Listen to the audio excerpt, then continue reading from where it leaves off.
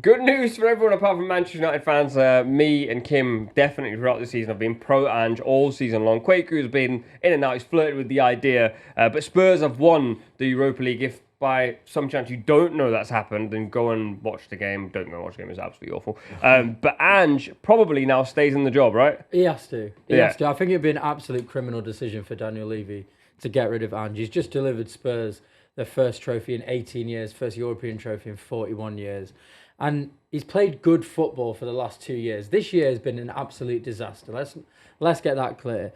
But you can't deny what he's had to deal with. First of all, I think the English press have done him a bit of a disservice. I think that he's had way too much criticism around him. He's also had to deal with a ridiculous injury crisis. He's had to deal with coming to the club and Spurs selling their best ever player, probably the best striker ever, and with all due respect, replacing him with Timo Werner and Dominic Solanke. That's what he's had to deal with. He's had to deal with the Daniel Levy factor that has hampered Jose Mourinho, Antonio Conte, all of these unbelievable managers who've never won a trophy for Spurs. And he's now done it. And not only has he done it, he told us all he was going to do it. He told us all he was going to do it. Everyone called him a clown.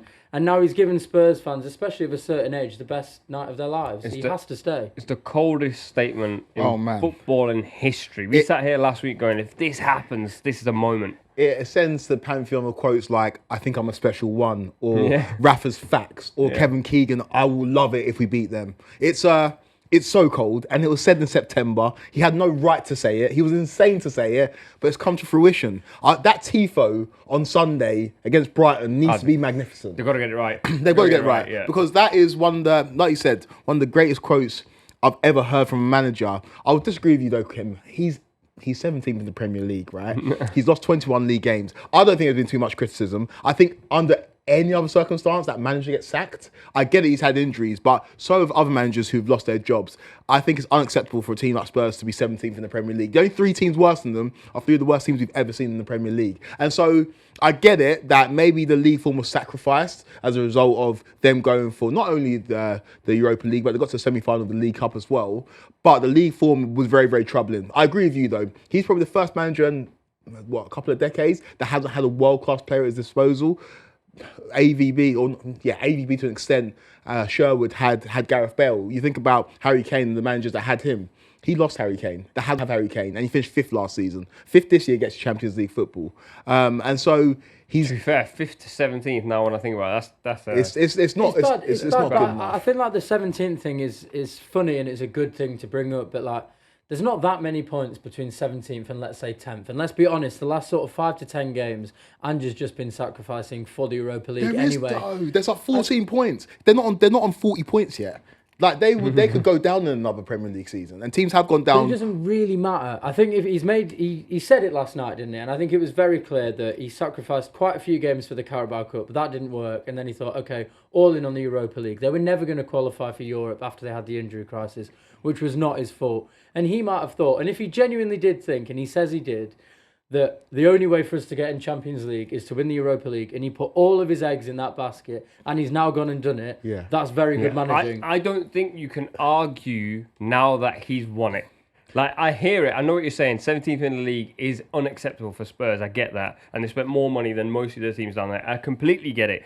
But they've won the Europa League. So it doesn't matter. It doesn't matter at all. I completely agree. But I think the criticism was warranted. I think that if Spurs are sitting 17th in the Premier League table, I think the media are right to call out a manager who, when he first came, was the most affable guy and then got less affable when he stopped winning. And I think that people pointed that out. The way he talked to some reporters, maybe not all reporters, but some of it wasn't the most pleasant. And his team was losing, so he got the criticism. But to the winner goes the spoils, and he won the Europa League, so he deserves the credit for it. But I do think that if you're Spurs or you're a Spurs fan, you can't forget the last 12 months because the football's been atrocious. I was of the opinion you should have resigned after the game. Genuinely, because they're not going to get better than this next year. So he's now he's waiting to get sacked. They're not going to win the Champions League or the league. I genuinely think that this season in the league was an outlier. I think because a lot of other teams have had injuries, and we've all said it's because players are playing too much football. I think people have forgotten how bad Spurs' injury crisis genuinely was. And I know losing 21 games is completely unacceptable. But Arsenal fans often talk about like trust the process with Mikel Arteta.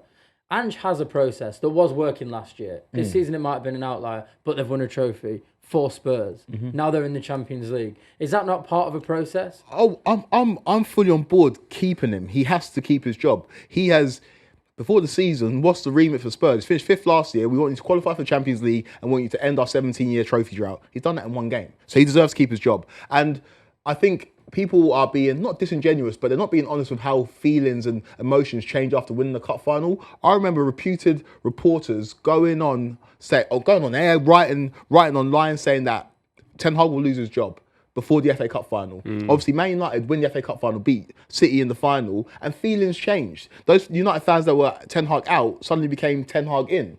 And those Spurs fans, to a man it feels like, who were Ange out, on Sunday you'll feel how much Ange in they are. And so I think he deserves to keep his job. He's got 1 more year left in his contract. I don't think Daniel Levy wants to pay out a man who's just won a trophy. And the timeline, again, we don't want to look too far ahead, but the timeline aligns for Pochettino to come back. After the World Cup, Pochettino's contract expires. If next season's a disaster, you give it to an interim manager. If you sack him midway through the season, let him see out his contract, don't have to pay him out. Pochettino comes in next season. It works. The problem is, what do you do in summer with him?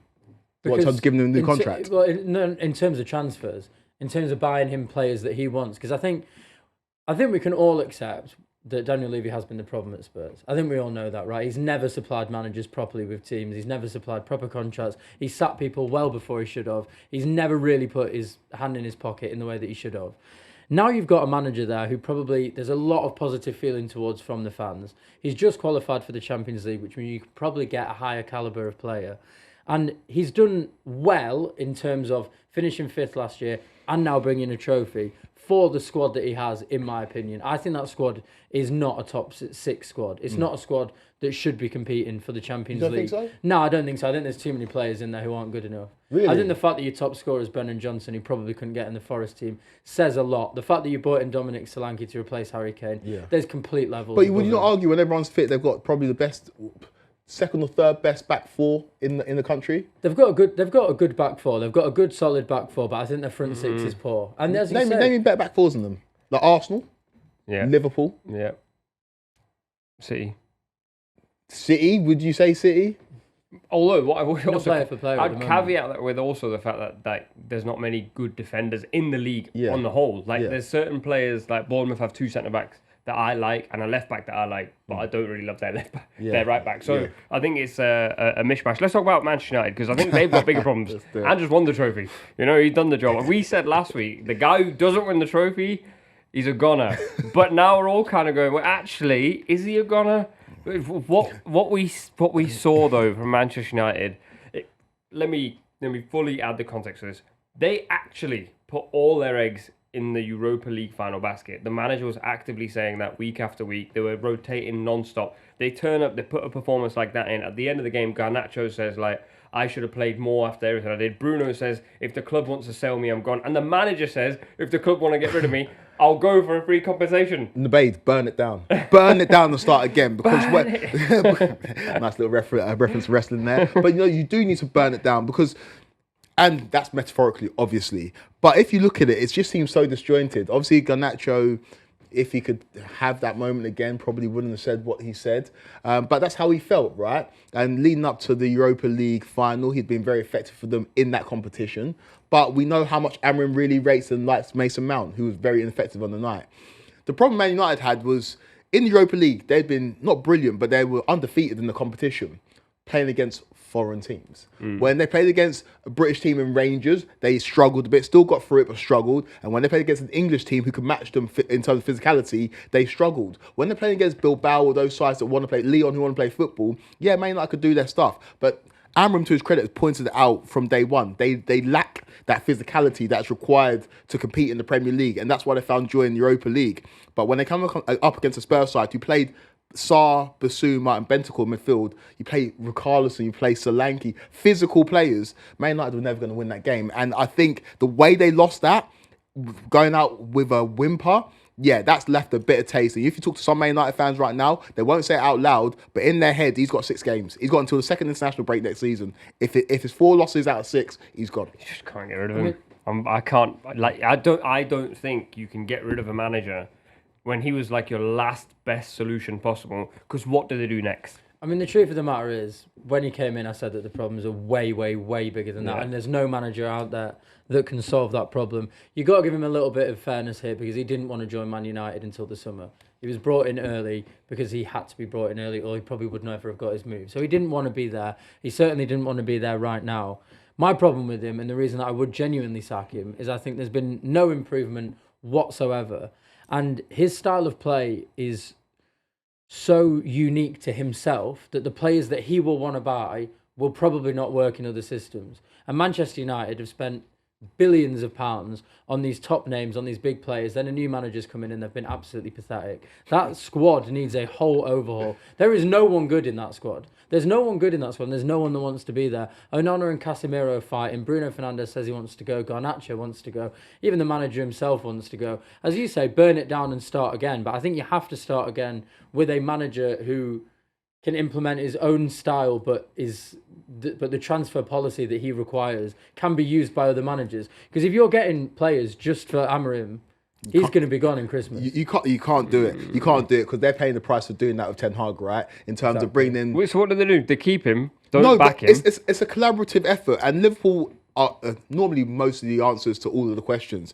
Look at Liverpool's model, right? Klopp had the style of football, but Klopp wanted to bring in Goetze. Klopp wanted to bring in different profile players. There was the hierarchy behind them saying, no, how about you look at a Sadio Mane? How about you look at a Mo Salah? Those sensible recruitment. And what we've seen in Arne Slot's tenure at Liverpool is that those players work under different managers. Do not go and get a specialised right back or right wing back. Don't go and do it. Because if you do get rid of Amorim 10 games into the season, you are stuck with somebody that can't play in the back four. I get it, you stick with him. Nobody here is saying that he should be sacked. But the leash is definitely shorter now that you've not. Are you saying he should be sacked? Yeah, I think he should be sacked. Yeah. I think there's been no improvement whatsoever. I think we saw it last night. It's one of the worst games I've seen. They were terrible. You can't sack him. And I think the fact that you've just come in and 3 or 4 of your players are arguing and saying that they want to leave the club is not a good sign. But those players have been problems for previous managers, though. Those players are big issues. I just think from Ruben Amorim's point of view, he needs to get a hold of it, because it's all well and good talking about systems, talking about right players and that, but there was a bit of naivety from his point of view, because why are you coming in halfway through a system? You've got such a halfway through a season. You've got such a specialised system. Xabi Alonso was courted by everybody. He said, "I'm going to give it another year by Leverkusen," and made the right decision. And now he's going to Real Madrid with all the best players in the world, with full summer to attack it. Whereas you're joining one of the worst run clubs in the world halfway through the season. What's going to happen? Yeah. What's going to happen is what happened. He picked the worst time to join Manchester United. I genuinely, I've started to feel sorry for him, because like you're saying, they need the Liverpool model a little bit, but there's no one behind him that he can trust, because they just got rid of Dan Ashworth, who was supposed to be the guy they trust, and now he's probably going into the canteen going, who's the guy I need to chat to about what's happening in the summer? The canteen, no one's chatting. No one's chatting. There's no dinner ladies. There's nothing in there. We gave him a lot of praise, but I'm gonna say I think the Monclizzi was fake. Amorim, it ain't working out. But let us know in the comments who should stay or go, Ange or Amorim. It's chaos.